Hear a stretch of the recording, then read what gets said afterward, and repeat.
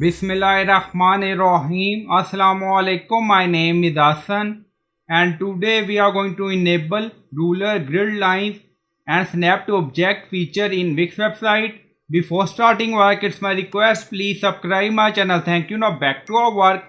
So we have to object. Now you see button both. So now we are going to change position. Now you see, but you don't see any alignment here. You don't see any ruler and grid line also. Also you don't see snap to object alignment. Now you see tools, so click on it and then you see rulers, enable, grid line, enable. Now you see, and then you see snap to object, enable.